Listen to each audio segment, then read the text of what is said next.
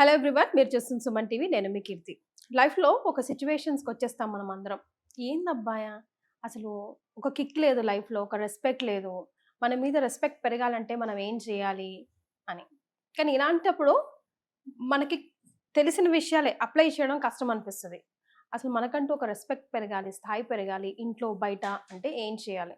You'll get wonderful answer end of this video because opposite to me is like Mrs Rajitha Mainapalli. Hi ma'am, how are you doing? Hi కీర్తి.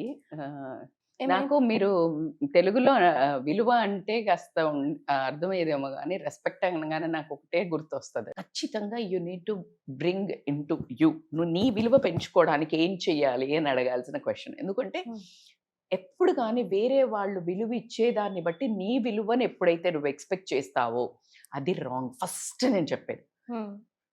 ఎందుకు అంటే మన విలువ పెంచుకోవాల్సినవి మనం చేద్దాం. Knowledge, రత్నాలు ఇవి.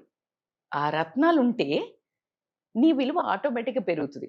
ప్రపంచంలో మనం చేసే ఏకైక తప్పు ఎప్పుడు కానీ ఏంటంటే మనల్ని మనము ప్రేమించుకోము, మనల్ని మనం రెస్పెక్ట్ ఇచ్చుకోము, మనకి మనము అసలు అంటే కాస్తన్న అసలు ఈ బాడీకి నువ్వు ఏమైనా ఎక్సర్సైజ్ నువ్వు విలువిస్తున్నావా? లేదే. నీకు విలువ ఎలా వస్తుంది బయట నుంచి?